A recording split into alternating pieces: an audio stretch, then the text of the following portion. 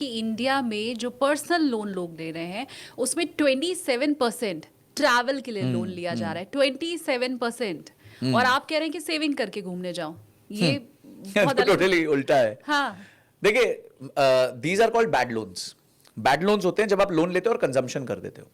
एक होता है गुड लोन। गुड डेट क्या होता है कि फॉर एग्जाम्पल आपने लोन लिया, घर बना दिया, तो एटलीस्ट कुछ एसेट क्रिएट हो गया आपका। हाँ। या आपने कोई बिजनेस चालू कर दिया, या आपने कोई शॉप खरीद ली, कोई जमीन खरीद ली, तो वो गुड डेट है क्योंकि आपने इन्वेस्ट किया उसको। पर बैड डेट हुआ, आपने उधार लिया और उसको कंज्यूम करना चालू कर दिया। चलो हम घूमने चलते हैं, यादें बनाई उन्होंने। हाँ।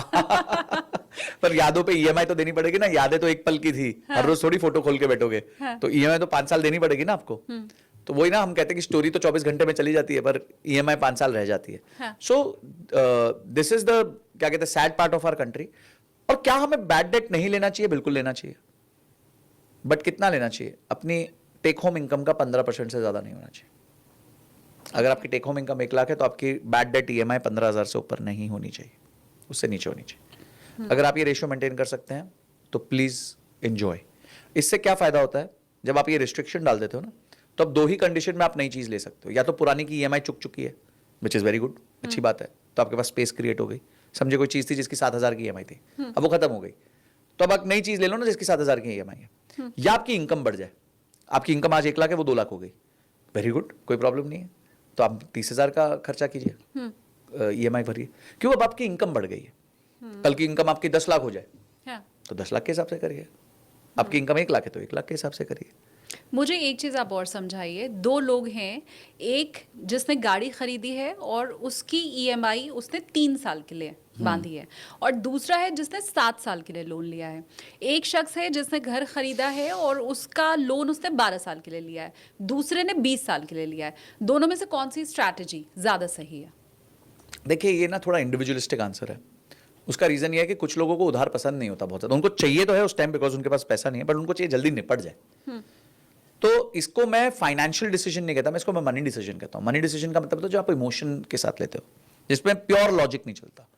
प्योर लॉजिक तो यही कहता है लोन आपको 8% पे मिल रहा है, मार्केट में आप लंबे समय के लिए पैसा डालोगे तो 10-12% बना लोगे, कंपाउंडिंग का बेनिफिट भी लोगे। तो आइडियली लॉजिकली तो आपको लंबे से लंबा लोन लेना चाहिए, अच्छा, आइडियली। हाँ। मतलब on numbers, on finance. But जब आप इमोशन से देखते हो, आप बोलते हो यार उधार ज्यादा देर नहीं होना चाहिए, कल को इनकम का क्या होगा पता नहीं है, तो वो मैथमेटिकल डिसीजन नहीं रह जाता, वो थोड़ा सा इमोशनल डिसीजन हो जाता है। कम समय के लिए लेना चाहते हैं और आप ज्यादा ईएमआई भरना चाहते हैं, वेरी गुड, बहुत अच्छी बात है, कोई प्रॉब्लम नहीं। मतलब आप कह रहे हैं कि दोनों बिल्कुल, अपने-अपने दोनों हिसाब अपनी से। अपनी जगह बिल्कुल सही है, बिल्कुल सही है, कोई प्रॉब्लम नहीं है। एक बंदा इतना रिस्क ले सकता है, वो कहता है चलो ठीक है, मेरे को कोई प्रॉब्लम नहीं है, तो मैं साथ साथ अपनी इन्वेस्टमेंट्स भी करता हूँ। दूसरा बंदा बोलता है यार मेरे हाथ में ज्यादा पैसे आएंगे, मैं उसको कहीं उड़ा दूंगा, इससे पहले मैं लोन ही चुका देता हूँ। दोनों माइंडसेट ओके है, मेरे को कोई प्रॉब्लम नहीं। अब एक आखिरी सवाल मेरा, क्योंकि ज़्यादातर लोग बैंक से फ़ोन आता है या किसी एजेंट का फ़ोन आता है और उनसे बहुत सी स्कीम लेते हैं, और बहुत से लोग, मुझे लगता है जो म्यूचुअल फंड में नहीं भी इन्वेस्ट कर रहा है वो ऐसी स्कीम में तो इन्वेस्ट कर ही रहा है। क्या आप उन्हें ये एडवाइस करेंगे, क्योंकि ये स्कीम भी लॉन्ग रन की होती हैं, 10 साल 12 साल 15 साल, इससे कम की नहीं होती हैं, तो क्या उनके लिए भी म्यूचुअल फंड ही है, स्कीम्स नहीं हैं? देखिए, मैं एक बार ना एक कुल्फी की दुकान में गया था, तो उसमें लिखा था कुल्फी आइसक्रीम नहीं होती, कुल्फी कुल्फी होती है, आइसक्रीम आइसक्रीम होती है। हाँ। तो ये जो स्कीम्स है ना, ये पैकेज करके आपको कुल्फी और आइसक्रीम एक साथ खिला रहे हैं, which is insurance and investment.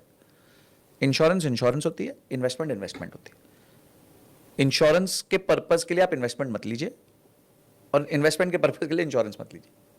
अच्छा। तो अगर कोई व्यक्ति ये स्कीम्स पे डिपेंड कर रहा है कि 5 साल डालो, 10 साल डालो, फिर 5 साल मत निकालो, फिर 5-10 साल फिर से निकालो, तो मेरे हिसाब से वो करने से अच्छा है आप नॉर्मल एसआईपी कर दो, फिर भी आपको ठीक ठाक रिटर्न्स बन जाएंगे। निफ्टी 50 में कर दो, निफ्टी 500 में कर दो, जहां समझ आता है कर दो, मल्टी कैप में कर दो, फ्लेक्सी कैप में कर दो।